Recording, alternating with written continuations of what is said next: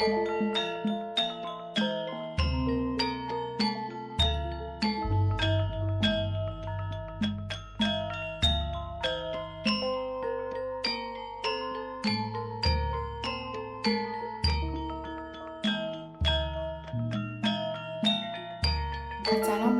warahmatullahi wabarakatuh.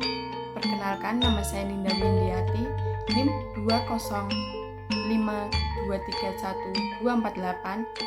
dari kelas 2G Perbankan Syariah. Di sini saya akan menceritakan perjanjian Giyanti pada tahun 1755 dan terbelahnya Jawa. Perjanjian Giyanti merupakan suatu peristiwa besar di masa silam. Situs sejarah ini hadir berkat ingatan kolektif masyarakat dengan peristiwa tersebut.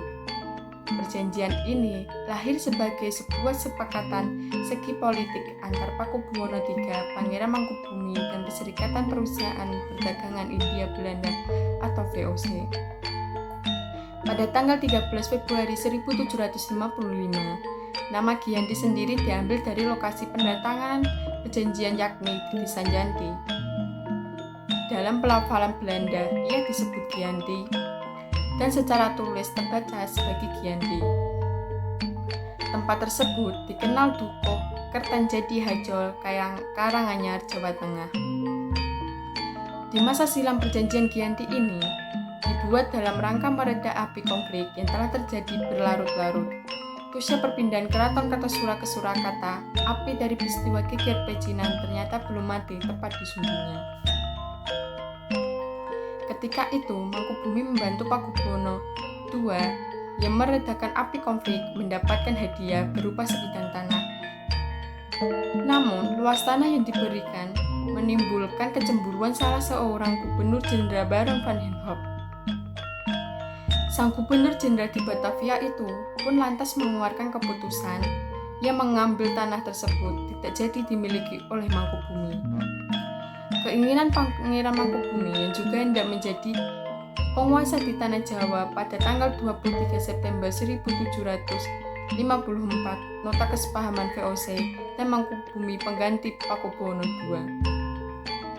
Nota tersebut menyatakan bahwa Pangeran Mangkubumi mendapatkan wilayahnya. Pada 4 November 1754, Pakubuwono III menyatakan persetujuannya terhadap hasil perundingannya Gubernur Jawa Utara dengan Mangkubumi tersebut. Surat pernyataan itu disampaikan oleh Pakubuwono II kepada Gubernur Jenderal VOC Jacob Mosel. Kesepakatan ini menjadi sebuah perjanjian yang besar yang ditandatangani di Desa Giyanti, beberapa kilometer di sebelah timur Surakarta. Penandatanganan perjanjian ini menjadi pangkal dari terbelahnya tanah Jawa menjadi dua bagian atau yang dikenal dengan istilah palihan negari. Hal ini menjadi awal mula naik tatahnya Mangkubumi di Jakarta sebagai Sri Sultan Hamengkubuwono I dengan gelar Senopati ing Ngaloko Sayyidin Ponorogomo Khalifatullah.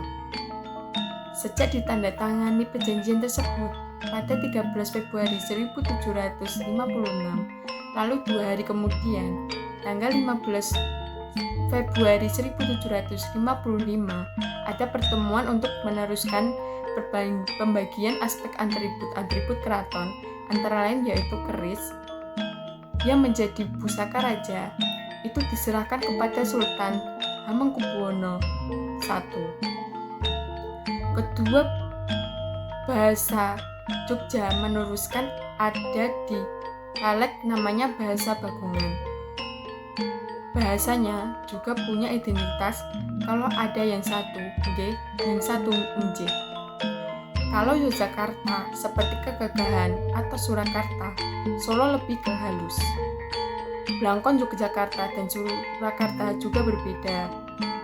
Menyatakannya itu pilah dalam soal penampilan, gaya, klaim, akan tetapi keterbelahan masyarakat tersebut tidak terjadi seketika pasca perjanjian Giyanti. Perjanjian Giyanti tidak merinci pembagian wilayah, pada gilirannya menimbulkan rentetan peristiwa.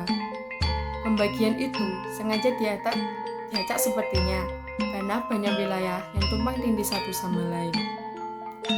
Sementara itu, pasca pergantian Giyanti, Raden Mas Said masih terus melakukan pemberontakan, seperti halnya Mangkubumi Pangeran Sambernyawa yang merupakan Pakubuwono turut menuntut hak sebagai penguasa wilayah.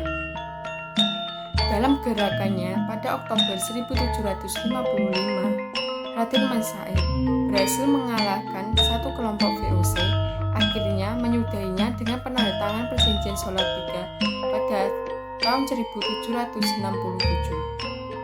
Perjanjian ini membuat tanah Jawa kembali terbagi.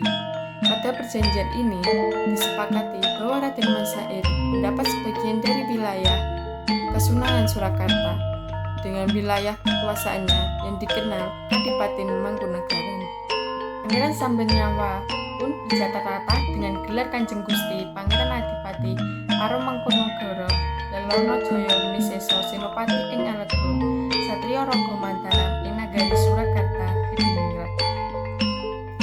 Pada tahun 1813, di masa Gubernur Jenderal Thomas Stamford Raffles dari Kerajaan Inggris, Kesultanan Yogyakarta juga terbelah dengan lahirnya Pakualaman. Hal ini mengantarkan Jawa pada rupanya dinamika politik yang digerakkan oleh angin revolusi pada masa pertengahan tahun 1940-an, membuat masing-masing mengalami nasib yang berbeda. Hal ini berjuang pada status hingga hari ini. Di masa Republik Indonesia, Kesultanan Surakarta dan Kadipaten Mangkunegara menjadi situs cagar budaya. Sementara wilayah Yogyakarta, yaitu Pakualaman, menjadi daerah istimewa. Sekian video dari